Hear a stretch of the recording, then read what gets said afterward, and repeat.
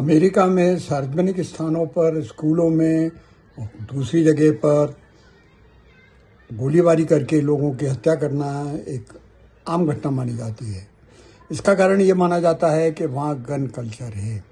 Gun culture का मतलब ये है कि वहाँ के कई राज्यों में जो बंदूक के लिए रखने के लिए जो लाइसेंस की ज़रूरत नहीं पड़ती है, आप जितनी चाहें उतनी गन अच्छी से अच्छी आप खरीद के रख सकते हैं।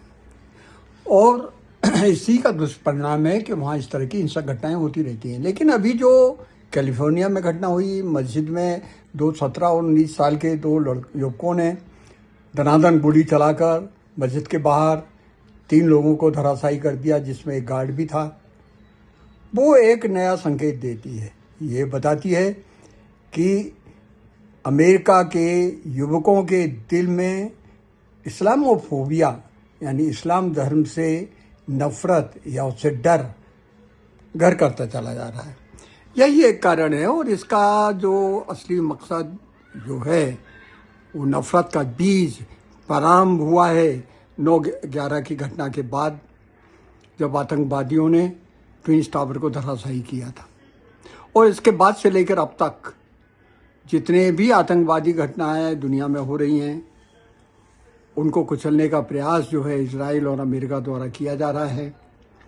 उन सबको देखते हुए अब जो नया तेल का संकट आया है, महंगाई आ रही है, अमेरिका में पढ़ने वाले छात्रों को लोन जो मिला करता था उसमें कटौती हो गई है और बहुत सारी सुविधाएं उनकी जो है कम कर दी गई हैं। यही एक कारण है कि युवक अब उसका असली कारण इस्लामिक धर्म के पालन करने वाले मुसलमानों को मानते हैं, जो कि गलत है, क्योंकि सभी मुस्लिम उसमें नहीं होते हैं।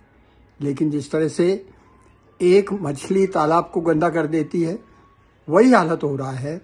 और ये घटनाएं, दुर्घटनाएं भविष्य में अगर अमन और शांति का संदेश नहीं दिया गया और बेसिक एजुकेशन में धर्म का जो एक जोड़ा बना दिया गया है कि आतंक से इस्लाम धर्म जुड़ा हुआ है, इस गलतफहमी को दूर करना अब सभी लोगों का कर्तव्य बन जाता है, विशेषकर मानवाधिकार की सुरक्षा करने वाले।